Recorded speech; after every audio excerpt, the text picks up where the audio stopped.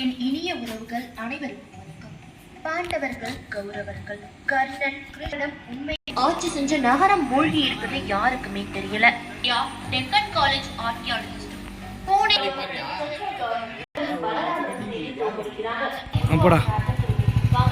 உலகமே வியந்து போற அளவுக்கு யாருமே கூட நெருங்க முடியாதபடி ஒரு மிகப்பெரிய நகரத்தை உருவாக்கலாம்னு முடிவெடுக்கிறார். சாதாரண கட்டிடக்கலை நிபுணர்கள் வேணாம்னு தேவ சிற்பியான விஸ்வகர்மா நிலத்துல வேணாம், கடலுக்கு நடுவுல நம்ம அப்படி ஒரு நகரத்தை உருவாக்கலாம்னு ஐடியா கொடுக்கிறாரு.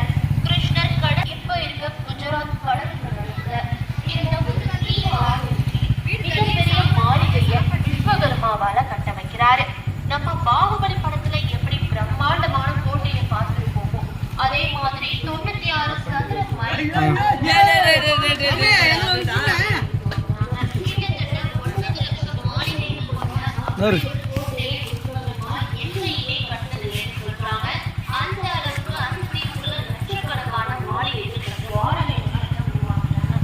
அங்க இருக்க மக்கள் எந்த காரணத்துக்காகவும் வெளியே போக வேண்டிய அவசியம் ஏற்படாதபடி விவசாயம், வணிகம், கோவில்னு இப்படி ஒவ்வொன்றையும்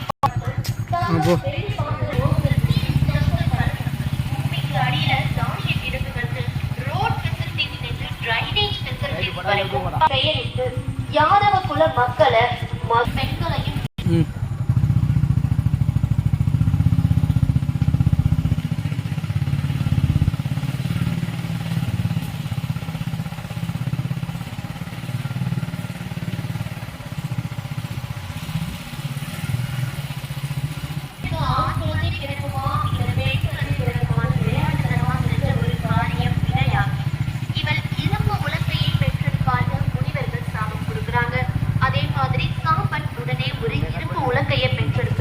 இதை கேள்விப்பட்ட யாதவ குல அரசன் உக்ரசேனன் அந்த கேள்விப்பட்ட கோட்டைக்குள்ள நுழையவே 7 நாட்கள் ஆகிருக்கான். வெளியாட்கள் யாரும் துவாரகைக்குள்ள நுழையணும் அப்படின்னாலே கோட்டைக்குள்ள இருக்கவங்க திறந்தா மட்டும்தான் உள்ள போக முடியும்.